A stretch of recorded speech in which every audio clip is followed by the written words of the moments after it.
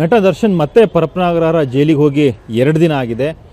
ಈ ಬಗ್ಗೆ ಬಂದಾಗ ನಮ್ಮ ಜೊತೆಗೆ ಹೆಸರಾಂತ ನಿರ್ಮಾಪಕರಾದಂಥ ಕೆ ಮಂಜು ಅವರಿದ್ದಾರೆ. ಏನು ಹೇಳ್ತಾರೆ, ಚಿತ್ರರಂಗಕ್ಕೆ ಯಾವ ಥರದ ಪರಿಣಾಮ ಬೀರುತ್ತೆ, ಮುಂದೆ ದರ್ಶನ್ ಅವರು ಏನು ಮಾಡಬಹುದು, ಎಲ್ಲರ ಬಗ್ಗೆ ಮಾತಾಡ್ತಾ ಹೋಗ್ತೀನಿ. ಸರ್, ದರ್ಶನ್ ಅವರು ಮತ್ತೊಮ್ಮೆ ಜೈಲಿಗೆ ಹೋಗೋದು ಪರಿಸ್ಥಿತಿ ಬಂದಿದೆ. ಸುಪ್ರೀಂ ಕೋರ್ಟ್ ಆದೇಶದ ಮೇರೆಗೆ ಮತ್ತೆ ಪರಪ್ಪನಗರ ಜೈಲು ಸೇರಬೇಕಾಗಿ ಬಂದಿದೆ. ನೀವು ಹಿರಿಯ ನಿರ್ಮಾಪಕರು, ಸುಮಾರು 40ರಿಂದ 50 ಸಿನಿಮಾಗಳವರೆಗೂ ನಿರ್ಮಾಣ ಮಾಡಿದ್ದೀರಿ. ಚಿತ್ರರಂಗದ ಬಗ್ಗೆ ಒಂದು ಒಳ್ಳೆ ಕನಸು ಇಟ್ಕೊಂಡಂಥವ್ರು ನೀವು. ಅದು ಏನು ಹೇಳ್ತೀರಿ ಒಂದು ಸಂದರ್ಭದಲ್ಲಿ? ಕಾನೂನನ್ನ ಗೌರವಿಸ್ರಿ ಅಂತ ಹೇಳಕ್ಕೆ ಇಷ್ಟಪಡ್ತೀನಿ. ಕಾನೂನಲ್ಲಿ ಏನು ಆರ್ಡ್ರ್ ಬಂತು, ಯಾವುದು ಅಡಚಣೆ, ಪಾಪ ಕ್ಲೀನಾಗಿ ಹೋಗಿ ಅವರು ಸರೆಂಡರ್ ಆಗಿದ್ದಾರೆ. ನಿಜವಾಗ್ಲೂ ತುಂಬ ಖುಷಿಯಾಯಿತು. ಕಾನೂನು ತುಂಬ ಗೌರವ ಮಾಡ್ತಾಯಿದ್ದಾರೆ. ಆಮೇಲೆ ಕೆಲವರು ಅವ್ರ ಬಗ್ಗೆ ಬಟ್ಟೆ ಏನೇನೋ ಒಂದು ನೆಗೆಟಿವ್ ಮಾತಾಡ್ತಾರೆ. ದರ್ಶನ್ ಅವರು ಇಲ್ಲಿ ಆಚೆ ಬಂದಾಗ ಚೆನ್ನಾಗಿರ್ತಾರೆ, ಹೊರಗಡೆ ಬೆನ್ನು ಆ ಥರ ಇದು ಮಾಡ್ತಾರೆ, ಇದೆಲ್ಲ ಸುಳ್ಳು ಅಂತ. ಬೆನ್ನವನ್ನು ಹೊರಗಡೆ ತೋರ್ಸೋಕ್ಕಾಗಲ್ಲ. ಸಾರ್ವಜನಿಕರ ಅಭಿಮಾನಿಗಳಾಗ್ಬೋದು, ಅವ್ರನ್ನ ಹೀರೋ ಥರ ನೋಡಿರ್ತಾರೆ. ಅದರಿಂದ ನಾವು ಎಲ್ಲದನ್ನು ಅವ್ರು ತೋರ್ಸೋಕ್ಕಲ್ಲ. ಅವ್ರ ನೋವು ಅವ್ರೊಬ್ಬರು ಗೊತ್ತಿರ್ತದೆ. ಕ್ಯಾಮ್ರಾ ಮುಂದೆ ಬೆನ್ನೋವು ಅಂದ್ರೆ ಏನಾಗುತ್ತೆ, ಆಮೇಲೆ ಸಾರ್ವಜನಿಕನ ಬೆನ್ನೋವು ಅಂದ್ರೆ ತೋರ್ಸೋಕ್ಕಾಗತ್ತಾ? ಅವ್ರ ನೋವು ಅವ್ರಿಗಿರುತ್ತೆ. ಅವ್ರಿಗೆ ಟೆಕ್ನಿಕಲಿ ಸ್ವಲ್ಪ ಹೆಲ್ತ್ ಪ್ರಾಬ್ಲಮ್ ಇದೆ, ಅವ್ರು ಗೊತ್ತಿರ್ತಲ್ಲ. ಆಮೇಲೆ ನಾವು ಯಾವತ್ತು ತೋರಿಸ್ತೀವಿ ಅವ್ರಿಗೆ, ಅವ್ರು ಏರ್ಪೋರ್ಟಿಂದ ನಡ್ಕೊಂಬರೋದು, ಈ ದೇವಸ್ಥಾನಕ್ಕೆ ಹೋಗೋದು ಮಾತು ತೋರಿಸಿದಾಗ ಅಲ್ಲೆಲ್ಲ ಒಂದು ಹೀರೋ ಆ ರೀತಿ ಪೇಷಂಟ್ ನಡೆಯೋಕ್ಕಾಗಲ್ಲ, ಜನ ವೀಕ್ ಆಗ್ಬಿಡ್ತಾರೆ. ಅದರಿಂದ ಅವರು ನಿಜವಾದ ಕಾನೂನು ಗೌರವಿಸರೆ. ಆ ಗೌರವಕ್ಕೆ ಕಾನೂನಲ್ಲಿ ನಿಜವಾದ ಒಂದು ಒಳ್ಳೇದಾಗುತ್ತೆ ಅಂತ ಹೇಳೋಕ್ಕೆ ಇಷ್ಟಪಡ್ತೀನಿ. ಅವ್ರು ಒಳ್ಳೇದಾಗಲಿ, ಚಿತ್ರರಂಗ ಬಂದು ಒಳ್ಳೊಳ್ಳೆ ಸಿನಿಮಾಗಳು ಮಾಡಲಿ ಅಂತ ನಾನು ಹೇಳೋಕ್ಕೆ ಇಷ್ಟಪಡ್ತೀನಿ. ಯಾಕೆಂದರೆ ನಾವು ಒಬ್ಬ ಕಲಾವಿದ ಒಳ್ಳೆ ಕಲಾವಿದ, ಒಳ್ಳೆಯದಾಗಿದೆ. ಅದು ಏನಾಗಿದೆ ನ್ಯಾಯಾಲಯ ತೀರ್ಮಾನ ಮಾಡ್ತೇವೆ. ನ್ಯಾಯಾಲಯಕ್ಕೆ ಅವನು ಇವಾಗ ನ್ಯಾಯಾಲಯ ಏನು ತೀರ್ಮಾನ ಕೊಡ್ತು ಅದಕ್ಕೆ ತುಂಬ ಸ್ಪಂದಿಸಿದರೆ, ಯಾವ ರೀತಿಯಿಂದ ಹೋಗಿ ಅವ್ರು ಕ್ಲೀನಾಗಿ ಅವರು ಸರೆಂಡರ್ ಆಗಿದ್ದಾರೆ. ನಿಜವಾಗ್ಲೂ ಖುಷಿ ಆಯಿತು. ನ್ಯಾಯಾಲಯಕ್ಕೆ ತುಂಬ ಏನವರು ವಿನಮ್ರತೆಯಿಂದ ಅದನ್ನು ಸ್ವೀಕಾರ ಮಾಡಿ ಅಂತ ಹೇಳಕ್ಕೆ ಇಷ್ಟಪಡ್ತೀನಿ.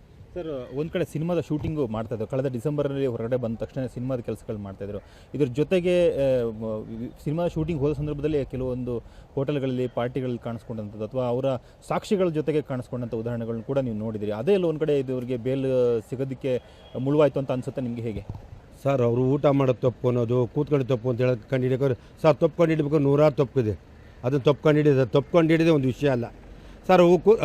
ಪಿಕ್ಚರ್ ನೋಡಿದ್ದನ್ನು ಅವರು ಚಿಕ್ಕಣ್ಣದ ಪಿಕ್ಚರ್ ನೋಡಿದ್ರೆ ತಪ್ಪು ಅಂತಿದ್ದೆ. ಅದು ನಿಜವಾಗ್ಲೂ ಅವ್ರಿಗೆ ಗೊತ್ತಿರೋ ಯಾರು ಕರೆಕ್ಟಾಗಿ ಹೇಳಿದರೆ ಅದು ಹೋಗ್ತಿರಲ್ಲ ಅವರು. ಯಾಕೆಂದರೆ ಪಾಪ ಒಬ್ಬ ಜೊತೆಲಿದ್ದ ಸಿನಿಮಾ ಪಿಕ್ಚರ್ ಮಾಡೋದು ಪಾಪ ಎಲ್ಲ ಕೇಳ್ಕೊಂಡಿರ್ತೀವಿ, ಹೋಗಿ ಪಿಕ್ಚರ್ ನೋಡಿದ ಆ ವಿಷಯದ ಅರ್ಥವಿದ್ರೆ ಈ ಥರ ಆಗುತ್ತೆ ಅಂತ ನಿಜವಾಗ್ಲೂ ನೋಡ್ತಿರಲಿಲ್ಲ.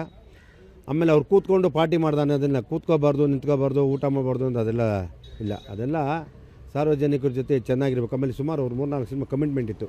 ಒಂದು ಸಿನಿಮಾ ಮುಗಿಸಿದರೆ ಸರ್, ಕಾನೂನು ಇವತ್ತು ಏನೋ ಒಂದು ತೀರ್ಮಾನ ತರುತ್ತೆ, ಮುಂದಕ್ಕೆ ಒಳ್ಳೇದಾಗಲಿ ಅಂತ ನಾವು ಹೇಳೋಕ್ಕೆ ಇಷ್ಟಪಡ್ತೀವಿ. ಹೊತ್ತು ನಾವು ಯಾರಿಗೂ ಕೆಟ್ಟದ್ದು ಬಯಸಲ್ಲ, ಕೆಟ್ಟದ್ದು ಬಯಸೋದು ಇಲ್ಲ, ಕೆಟ್ಟದ್ದು ಬಯಸಬಾರ್ದು. ಅಂದರೆ ಎಲ್ಲರಿಗೂ ಒಳ್ಳೇದಾಗಬೇಕು. ಅದರಿಂದ ಇವತ್ತಿಂದ ದಯವಿಟ್ಟು ಅಭಿಮಾನಿಗಳು ಹೇಳ್ತೀನಿ, ನೀವು ಯಾರು ಯಾವ ರೀತಿಯೂ ಒಳ್ಳೇದು ಹಾಕ್ಬೇಡಿ, ಕೆಟ್ಟದ್ದು ಹಾಕ್ಬೇಡಿ. ದಯವಿಟ್ಟು ಇನ್ನೊಬ್ಬರ ಮೇಲೆ ಪರಿಣಾಮ ಬೀರುವಂಥ ಕೆಲಸಗಳು ಮಾಡಬೇಡಿ. ಅವ್ರನ್ನ ದೇವ್ರನ್ನ ಪ್ರಾರ್ಥನೆ ಮಾಡಿ ಒಳ್ಳೇದಾಗಲಿ ಅಂತ ಕೇಳ್ಕೊಳೋದು ಬಿಟ್ಟರೆ ಇನ್ಯಾರೇನು ಮಾಡಬೇಡಿ ನಾನು ಕೇಳ್ಕೊತೆ. ಯಾಕೆಂದರೆ ಯಾರಿಗಾದ್ರೂ ಒಂದು ಅಶ್ಲೀಲ ಮೆಸೇಜ್ ಕಳಿಸ್ಬಾರ್ದು.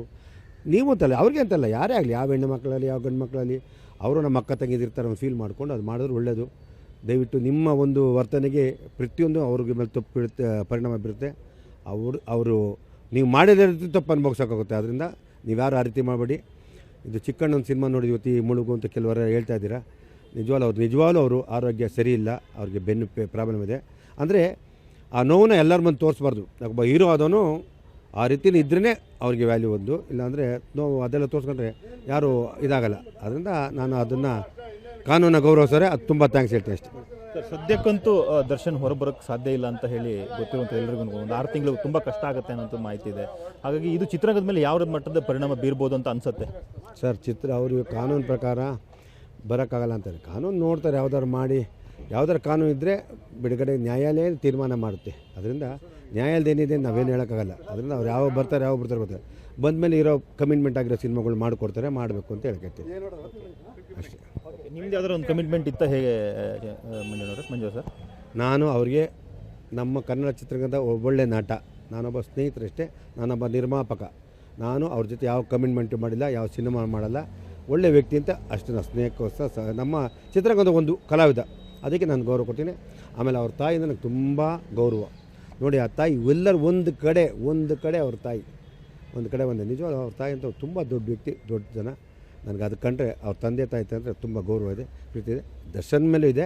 ಅಂದರೆ ಇದು ಆಗಬಾರ್ದಾಯಿತು. ಆಮೇಲೆ ನಿನ್ನೆ ಅವರು ಪಾತ್ರಗಳನ್ನೆಲ್ಲ ತೋರಿಸ್ತಾ ಇದ್ರು ಕೆಲವು ಮಾಧ್ಯಮದಲ್ಲಿ. ಎಲ್ಲ ಒಬ್ಬ ನಿರ್ದೇಶಕ ಬರಿಬೇಕು ಅಂದರೆ ದರ್ಶನ್ ಆ ರೀತಿ ನೋಡೋಕ್ಕೆ ಬರೀತಾರೆ. ಅದನ್ನೆಲ್ಲ ತೋರಿಸಿ ಅದನ್ನು ಇದು ಮಾಡಬಾರ್ದು. ಯಾಕೆಂದರೆ ಈ ಟೈಮಲ್ಲಿ ಅವ್ನು ಒಳ್ಳೆದು ಒಂದು ಸೀನ್ ತೋರಿಸ್ಬೇಕಲ್ಲ. ಎಲ್ಲ ಅವನು ನೆಗೆಟಿವ್ ಬಗ್ಗೆ ಒಬ್ಬ ನಿರ್ದೇಶಕ ಏನು ಬರ್ತದೆ ಅದನ್ನು ಹಾಕ್ಬಾರ್ದು. ಒಬ್ಬ ಕಲಾವಿದಿಗೆ ಏನು ಕೆಲಸ, ಒಬ್ಬ ನಿರ್ದೇಶಕ ಏನು ಹೇಳ್ತಾ ಅದು ಮಾಡ್ತಾನೆ. ಅದರಿಂದ ಪಾತ್ರ ಏನು ಕೊಡ್ತಾರೆ, ನಿರ್ಮಾಪಕರ ಕತೆ ಸೆಲೆಕ್ಟ್ ಮಾಡಿದಾಗ ಒಬ್ಬ ಕಲಾವಿದ ಒಪ್ಕೊಂಡಿದ್ದಾಗ ಪಾತ್ರ ಏನು ಮಾಡಬೇಕು ಅದು ಮಾಡ್ತಾರೆ ಹೊರತು ನಿರ್ದೇಶಕ ಮಾಡೋದು ಬೇರೆ. ಆ ಪಾತ್ರಗಳಿಗೂ ಅವ್ರಿಗೂ ವೈಯಕ್ತಿಕ ಸಂಬಂಧ ಇಲ್ಲ.